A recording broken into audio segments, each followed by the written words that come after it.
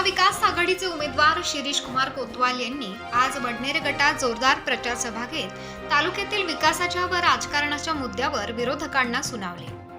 आज निवडणुकीच्या अनुषंगाने महाविकास आघाडीचे घटक पक्षाचे पदाधिकारी संपतराव वक्ते, सयाजी गायकवाड, नितीन दादा आहेर, विलास भवर यांनी प्रचाराची धुरा सांभाळत चांदवड तालुक्यातील वडनेर भैरव येथील प्रसिद्ध काळ भैरवनाथाचे दर्शन घेऊन प्रचाराचा नारळ फोडून गटातील धोंडगव्हाण, वडनेर भैरव, पिंपळनारे, बहादुरी, बोराळे, शिवरे, चिखलांबे, दूधखेड, कनेरवाडी, हट्टी परिसरातील नागरिकांच्या गाठीभेटी घेत प्रचार केला।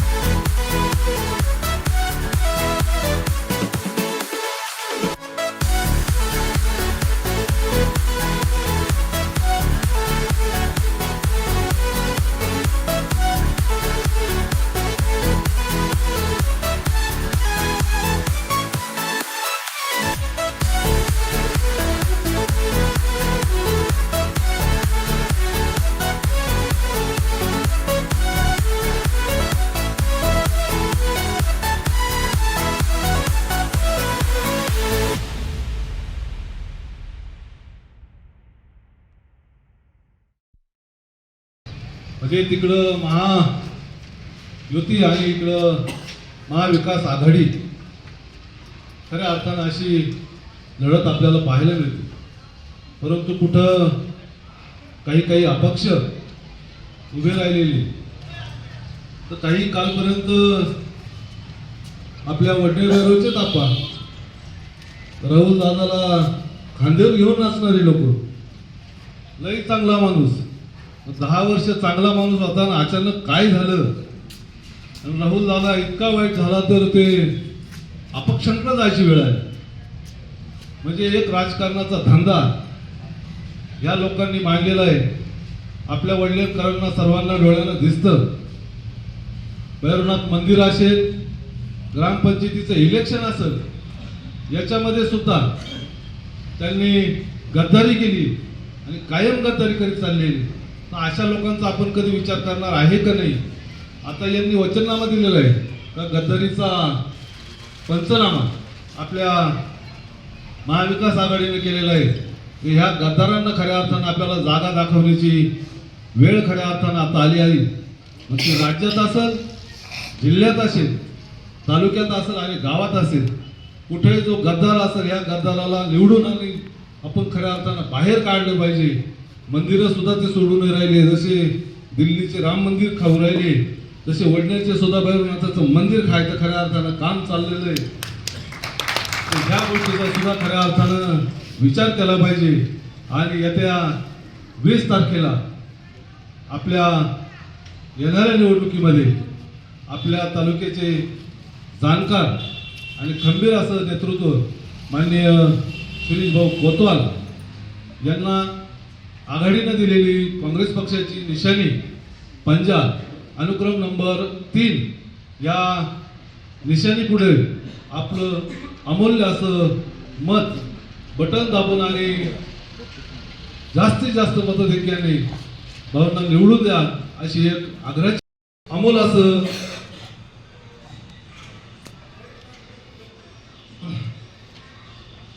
योगदान आपल्या सर्वांचं मिळालं पाहिजे. तसेच आता मग मी बोललोच गद्दारांना गाळा यांचं म्हणणं आहे किंवा आपल्या स्थानिकवरती बोलायचं ठरलं तर खूपच आहे.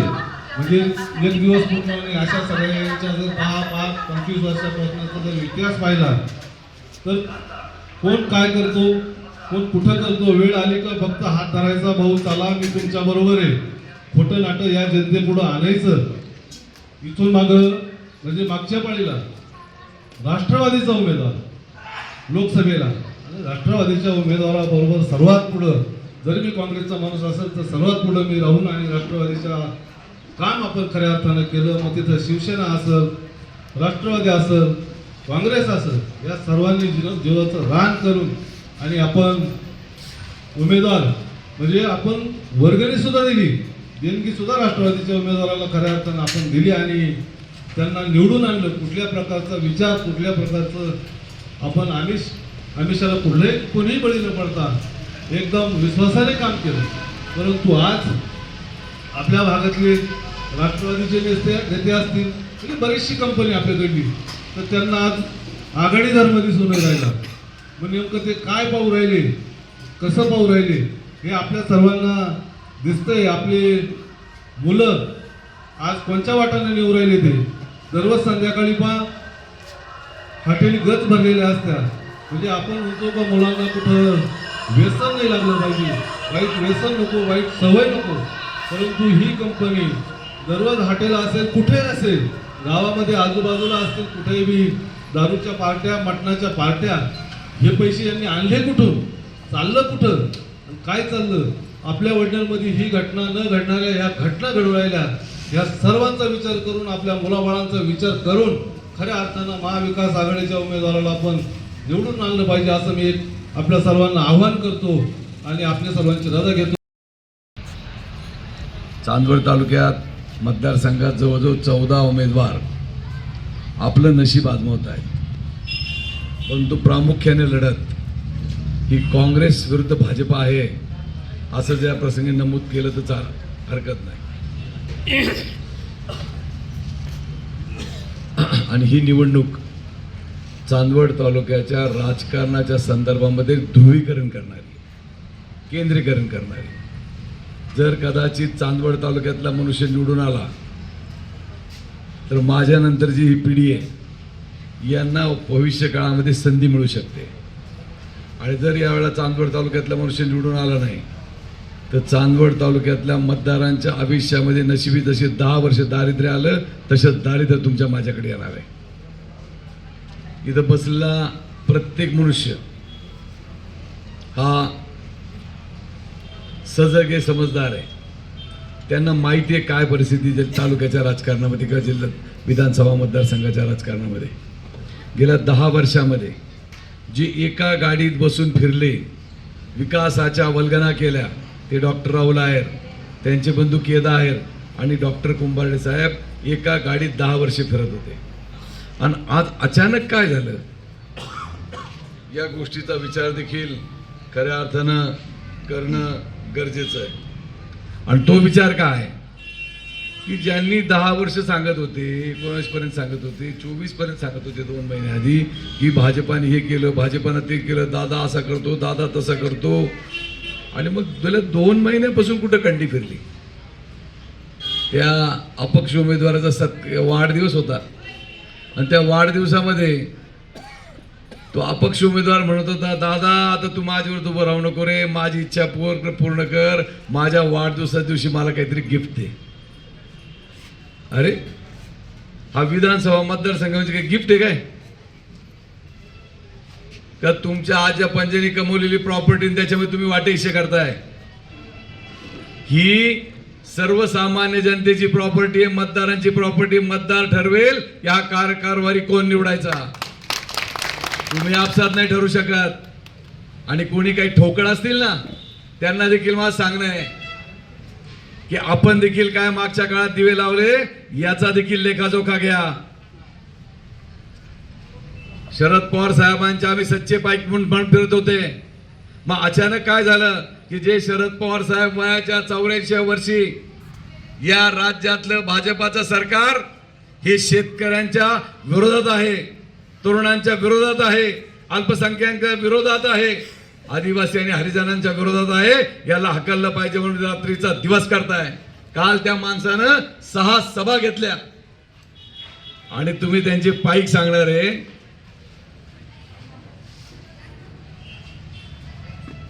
आज तुमचा विचार किंवा रंग कोणता? 2 महिन्यापूर्वी तुम्ही सगळे सांगत होते गावागावात फिरून महाविकास आघाडीचं सरकार, येणारे विधानसभेचं सरकार हे महाविकास आघाडीचं असलं पाहिजे. लोकसभेच्या निवडणुकीत आम्ही शिवसेना राष्ट्रवादी काँग्रेस पक्षाच्या बरोबर होतो आणि खांद्याला खांदा लावून आम्ही काम केलं. हा परिसर मुळात काँग्रेस राष्ट्रवादी काँग्रेसचा आहे. स्वतःच्या ताटामध्ये जास्त वाढी घेऊ नका, याच्यामध्ये जनसामान्याचं मत आहे म्हणून तुम्ही या परिसरामध्ये जास्त राहतात हे विसरू नका. त्याच्यामध्ये संपतराव वक्ते साहेब पण आहे, वकील साहेब पण आहे, विलास भोर पण आहे किंवा सर्व बसलेले कार्यकर्ते यांचा सहभाग आहे. मी केलं म्हणून छात्या वाढवू नका. मग छातीच वाढवायचं असेल ना तर मागचा देखील आढावा घ्या. हे देखील मी या प्रसंगी तुम्हाला सांगतो. मग उतरा मागची पत्रावळी, कोणाला किती मतं पडली होती आणि कसे कोण कोण निवडून आले होते म्हणून. मला आठवतं पहिल्या निवडणुकीला उभं राहिलो, मला आडंगा घातला 1990 साली. माझ्या विरोधामध्ये विश्वास देवरे निवडणूक लढवली आणि त्यावेळेला जेवढ्या मतं विश्वास देवरेंना पडले ना तेवढाच मतांनी मी पडलो होतो. पहिला आडंगा तो. दुसरा आडंगा 94-95 ला काँग्रेस पक्षाचा उमेदवार मी होतो, जयचंद कासकर भाजपाचे उमेदवार होते आणि त्यावेळेला सुरेश गुंजाळ, मधुकर सोनवणे आणि बाबुराव पायर उभे राहिले. एकाला 4000 मतं, एकाला 3500 मतं, एकाला 1700 मतं आणि मी पडलो 1805 मतानं. त्यावेळेला देखील मला अडथळा निर्माण करायचा प्रयत्न केला. 1999 याच विधानसभा मतदारसंघानं मला राष्ट्रवादी काँग्रेस पक्षाचा प्रतिनिधी म्हणून विधानसभेत पाठवलं. त्यावेळेला तुम्ही तरी कुठे माझ्या बरोबर होता? मला जनतेने डोक्यावर घेतलं आणि निवडून वर पाठवलं आणि काम केलं असं म्हणता. मग बघा त्या काळामध्ये कांदा उत्पादक शेतकरी अडचणीत आला होता. शिरीष कोतवालांनी सरकारला एक हाती या कांदा उत्पादक शेतकऱ्यांचा कांदा सरसकट खरेदी करायला लावला 300 आणि 350 रुपये भावानं. आळत नाही, हमाली नाही, तोलाई नाही, वाराई नाही, मार्केट फी नाही, आणि पैशासह शेतकऱ्यांना त्या काळात पैसे मिळाले. सुरू झाली, राज्य सरकारने केली. मुख्यमंत्र्यांनी देखील सांगितलं कोतवालांच्या मतदारसंघात सुरू करा म्हणून. त्यावेळेला विलासराव देशमुख मुख्यमंत्री होते. आणि आपल्याकडे ही योजना सुरू झाल्यानंतर 8व्या दिवशी आपलं लासलगाव, 10व्या दिवशी पिंपळगाव आणि इतर मार्केट कमिट्यांमध्ये सुरू झाली.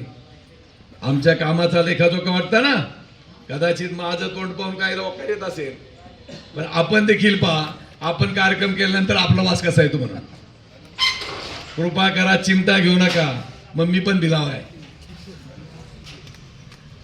निवडणूक ही विचाराने लढवायची असते, विकारानं नाही. निवडणूक ही आपण काय कामं करणार आहोत भविष्यामध्ये हे सांगून निवडणूक लढायची असते. निवडणूक ही द्वेषाने लढायची नसते. निवडणूक सर्वसामान्य जनतेच्या हातापाय पडून लढायची असते. सर्वसामान्य जनतेला दम देऊन लढायची नसते. ही गोष्ट लक्षात ठेवा. आणि काळ कधी माफ करत नाही. काळाची वीज आजवर आमच्यावर असेल तर उद्या तुमच्यावर पण हे लक्षात ठेवा. 2009ला पडली, 2014ला पडली आणि आता देखील तुमच्यावर पडणार आहे. ही गोष्ट लक्षात ठेवा. चांदवडच्या जनतेनं आणि देवळ्याच्या जनतेनं ठरवलंय आणि राज्याच्या जनतेने ठरवलंय, या राज्यात परिवर्तन होणारच. या विधानसभा मतदारसंघात परिवर्तन होणारच आणि महाविकास आघाडीचाच उमेदवार या ठिकाणी निवडून येणार. तुमच्या भरोशावर मी सांगतो, कारण तुमचे चेहरे मी वाचतोय. या गावात आल्यापासून प्रत्येक माणूस माझा हात दाबताना त्याच्या हातातला स्पर्श मला जाणवतोय. तो सांगतोय, भाऊ काळजी करू नका, आम्ही तुमच्या बरोबर आहोत, आम्ही तुमच्या बरोबर आहोत. हे न समजणार एवढा तू थोडा नाही. मी देखील 8वी निवडणूक लढतोय. 2च वेळा जरी निवडून आलो असेल, 5 वेळा जरी पडला असेल, अरे घरात बसलो नाही गपचूप पांघरून किंवा हातात ग्लास घेऊन. मी सातत्यानं दुसऱ्या दिवशी कामाला लागलो, जनतेमध्ये जातो, जनतेच्या सुखदुःखामध्ये मिसळतो. त्याचमुळे जनता मला स्वीकारते. ही गोष्ट देखील लक्षात ठेवा. बघा, डॉक्टरांनी राष्ट्रवादीकडे उमेदवारी मागितली होती, दादांनी शिवसेनेकडे उमेदवारी मागितली होती आणि संपतराव वक्त्यांनी देखील काँग्रेस पक्षाकडे उमेदवारी मागितली होती. जे उडाले ते कावळे, पण हे खरे सरदार आणि मावळे. ही देखील गोष्ट लक्षात ठेवा. मला जेव्हा तिकीट मिळालं ना, पहिला फोन या दोघांचा आला एका मागोमाग की भाऊ आम्ही तुमच्या बरोबर. 2 दिवसांनी मला संपतराव भेटले, भाऊ मला उमेदवारी मिळाली नाही, माझं मन खट्ट आहे, मला मिळाली पाहिजे होती, पण तुम्ही काँग्रेसचा सच्चा पाहिजे, मी तुमच्याबरोबर राहील. हे अभिवचन देखील यांनी दिलं. निष्ठा आहे आणि निष्ठेचं फळ एक ना एक दिवस मिळतं. मी देखील कित्येक 2007च्या आधी मी दुसऱ्या पक्षात होतो. 2007 पासून मी काँग्रेस पक्षाचं काम करत होतो. लोकसभेची निवडणूक लागली, मला एक दिवस अचानक फोन आला, हो तुम्हाला, म्हटलं बोला ना भाऊ, माझी इच्छा आहे की तुम्ही जिल्हा काँग्रेस कमिटीचे सूत्राध्यक्ष म्हणून स्वीकारावी. अरे नको, माझं जे कसं शक्य, मला माहित नाही, तुम्ही करू शकता, ही जबाबदारी तुमच्यावर. मी हो म्हटल्यानंतर 7व्या मिनिटाला मला पत्र आलं होतं. मग हे निष्ठेचं फळ नाही का? ही गोष्ट देखील लक्षात ठेवा. 15 वर्षापूर्वी, 10 वर्षापूर्वी जांबुडक्याची उंची वाढवायची किंवा त्याच्या पाठीमागे तो खेकट डो करायचा आपण विचार करत होतो. 4 दिवसात टेंडर आणि 1 रुपयाचा निधी त्याच्यासाठी तरतूद नाही. 24 कोटी रुपयाचं काम आणि तरतूद 0. दाखवावं आमदार साहेबांनी तरतूद. यावं माझ्यासमोर चर्चा करावी की या कामासाठी सरकारनं त्यांच्या बजेटमध्ये एवढी तरतूद केली आहे. एक छदाम देखील तरतूद नाही. फक्त निवडणुकीच्या निमित्तानं डोळे फेक फेक. नारचं काम मंजूर केलं. नार गिरणा तापी लिंक योजना काम आहे 4700 कोटी रुपयाचं. एक थेंबाचा फायदा देखील चांदवड तालुक्याच्या पदरामध्ये पडत नाहीये.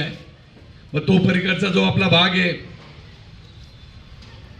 दुगापासून पलीकडचा तो भाग देखील तापी खोऱ्यात येतो, त्याला देखील वंचित ठेवलं. मग का हो, तुम्ही आणि तुमचे पिताश्री सांगत होते दौलत बाबा आहेर की मला या तालुक्याचं भलं करायचं आहे, जनतेला मदत करायची आहे, शेतकऱ्यांना पाणी प्रश्न सोडवायचे आहे. मग अजूनपर्यंत हा रीच कालवा का झाला नाही? दादा याचं उत्तर द्या तुम्ही. केदा आहेर याचं उत्तर द्या तुम्ही. डॉक्टर कुंभारडे याचं उत्तर द्या तुम्ही. कारण तुम्ही तिघं एकाच गाडीत फिरत होते की नाही? मग आज तुम्ही चिखलफेक का करता? का मलिदाची भानगडी?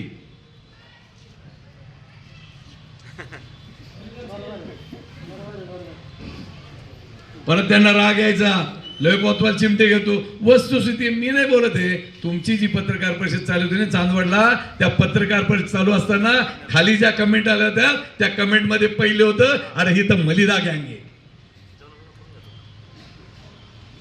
गोष्ट लक्षात ठेवा की तुम्ही 10 वर्षापूर्वी आम्हाला सांगत होते नार पारचा प्रोजेक्ट होणार, ते पाणी पुणे गावात पडणार, पुणे गावातनं उचलणार, ते हाय रिजनं कालव्यानं पाणी नेणार, या तालुक्यातल्या जमिनीमध्ये पाण्याची वॉटर टेबल वाढणार 10, आणि ते पाणी नेऊन कुठे टाकणार, म्हणजे रावडच्या धरणात.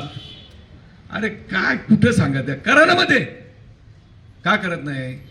आज 4700 कोटीचा नारचा प्रकल्प, आणखी नवीन बंधारे कसे होतील हे करण्याचा प्रयत्न यांनी कधी केला का? कधी सर्वसामान्य जनतेला भेटले का? आणि सर्वसामान्य जनतेची यांनी कधी कामं केली का? अरे सर्वसामान्य जनतेची कामं करणारी ही सगळी मंडळी या ठिकाणी बसली.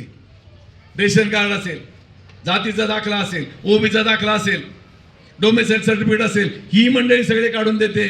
कधी आमदार भेटलेलं नाही, आणि आमदाराचं काम हेच आहे की सर्वसामान्य जनतेला मदत केली पाहिजे. अधिकारी आणि सर्वसामान्य जनता याच्यातला दुवा तो राहिला पाहिजे. हे काम करताना भारतीय जनता पक्षाची मंडळी सरळ सरळ अपयशी ठरलेली आहे.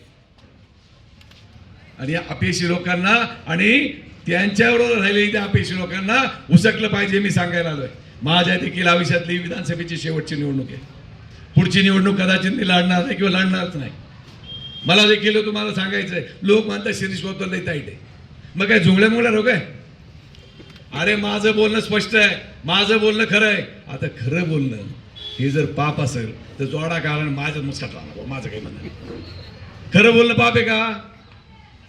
मग मी खोटं खोटं बोलू का? जे काम तुमचं होणार नाही त्याच्यात खोटं बोलायचं मग, आणि जनतेला फसवायचं, हे माझ्याच्याने जमणार नाही. माझ्या कुटुंबाची शिकवण आहे, खरं बोला, प्रामाणिक वागा आणि दुसऱ्याला फसवू नका. ही माझ्या कुटुंबाची, माझ्या आई वडिलांची शिकवण आहे, आणि ती मी सोडणार नाही. आणि दुसरी गोष्ट, जितेची फोड मिळाल्याशिवाय आता राहिलेत किती, आज 65 चालू आहे, सेंचुरी काही मारत नाही पॉवर किल्ली. 10-5 वर्षात आपली विकेट जाणार आहे. आणि तुम्हाला आम्ही शब्द देतो, या निवडणुकीत माझ्यावर विश्वास टाका. एक मत काँग्रेस पक्षाच्या उमेदवाराला वाढवा. एक तुम्ही दिलेलं मत हे विजयाकडे जाणार आहे, विधानसभेकडे जाणार आहे. ही अपक्ष मंडळी विजयाची उडी मारूच शकत नाही, त्यामुळे त्यांना मत देऊ नका. आपली राय भाजपाशी, आणि भाजपानं 10 वर्ष तुम्हाला मला सगळ्यांना प्रचंड छळलेले, विशेषतः शेतकरी बांधवांना, अल्पसंख्याकांना, हरिजनांना, आदिवासींना, दलितांना, अल्पसंख्याकांना. यांनी एक गोष्ट लक्षात ठेवली पाहिजे, यांनी शेतकऱ्यांना छळलं ना, आम्ही मत देणार नाही. यांनी संविधानात हात घालायचा प्रयत्न केला ना, आम्ही मत देणार. अरे यांनी आमच्या द्राक्षाच्या पिकाच्या बाबतीमध्ये देखील त्याच्यावर लघुशंका करण्याचा प्रयत्न केला, आम्ही यांना सोडणार नाही. खताच्या किमती वाढल्या, औषधाच्या किमती वाढल्या, ट्रॅक्टरच्या किमती वाढल्या, त्याच्या स्पेअरच्या किमती वाढल्या. 18% GST आम्ही भरतोय. आम्ही यांना सोडणार नाही. भूमिका तुमची घेतली पाहिजे. घ्याल तुम्ही सगळे मंडळी भूमिका? मग मी देखील तुम्हाला शब्द देतो, निवडून आल्यानंतर भविष्य काळामध्ये गेल्या 5 वर्षात एवढी चांगली कामं करून दाखवू ना, तर जनतेनं म्हटलं पाहिजे, अरे कोतवाल सच्चा आहे पण लुच्चा नाही म्हणून. ही भूमिका मी सर्वसामान्य जनतेमध्ये निर्माण करून दाखवीन.